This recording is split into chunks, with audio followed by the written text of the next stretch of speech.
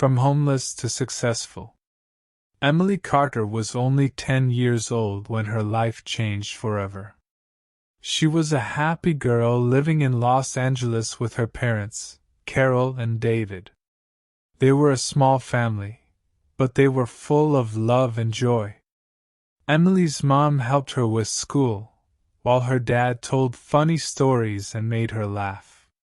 She was a bright and hopeful child who dreamed of becoming a dancer one day. One evening, Emily was at ballet class, just like every week. Her parents were driving to pick her up when something terrible happened. A drunk driver hit their car at a red light. Both of Emily's parents died instantly. When the teacher told Emily the news, she didn't believe it at first. How could her mom and dad be gone? But it was true, and Emily's world turned upside down. Now, Emily was alone. She didn't have grandparents or close relatives to care for her. She had to go into the foster care system, where she lived with strangers. At first, she thought things would get better, but life in foster care was very hard. She moved from house to house. Some foster parents didn't treat her well, and other children made fun of her. She cried herself to sleep most nights, missing her mom and dad. Life on the streets.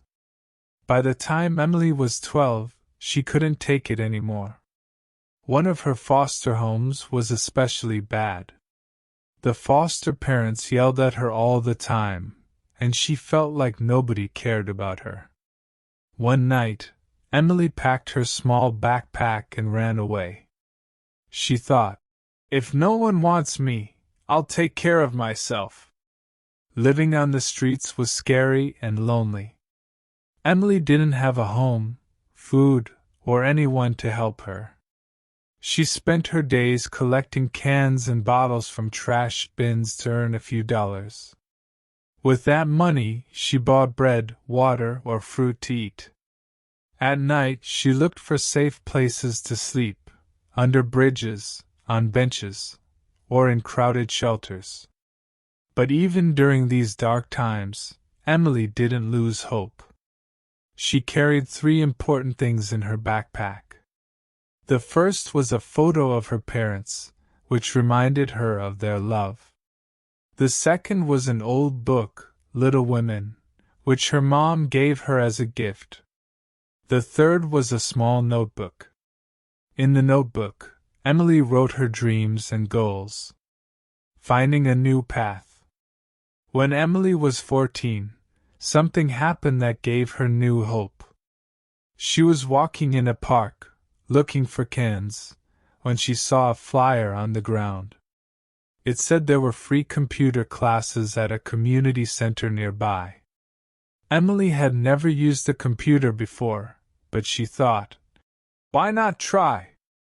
The next day, Emily went to the community center. She joined the class and met a kind teacher named Mrs. Ramos. The classes were fun, and Emily learned quickly. She discovered how to use computers, create websites, and even do some coding.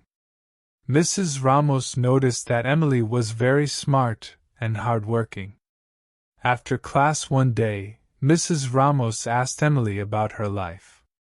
When Emily told her story, Mrs. Ramos was shocked. She wanted to help. "Emily," she said, "you're too talented to live on the streets. Have you thought about going back to school?" Emily didn't know if she could do it. She hadn't been in school for years.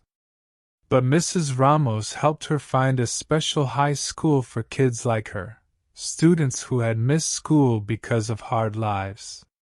Emily started school again at 15. Hard work pays off. Going back to school wasn't easy. Emily was older than most of the students, and she had a lot to catch up on. She also still had to survive. She collected cans in the mornings and evenings, then studied during the day. Sometimes she didn't have enough food to eat, but she never gave up. Emily loved learning, especially math and computer science. Her teachers were impressed by how much effort she put into her studies. Some of them stayed after school to help her with extra lessons. At 18, Emily graduated from high school with honors. She was so proud of herself, and she knew her parents would have been proud too. But even though she had her diploma, life was still hard. She didn't have a home or money to go to college. Emily found a job as a cashier at a small diner. She worked long hours but still didn't earn much. However, she didn't stop learning. She spent her free time at the library, using free internet to study more about computers and web design. Starting a business. One day, Emily found a website where people could offer their skills for small jobs. She decided to post an ad. Affordable website design, it said. Emily didn't have much experience, but she was willing to try. Her first client was a bakery owner who wanted a simple website.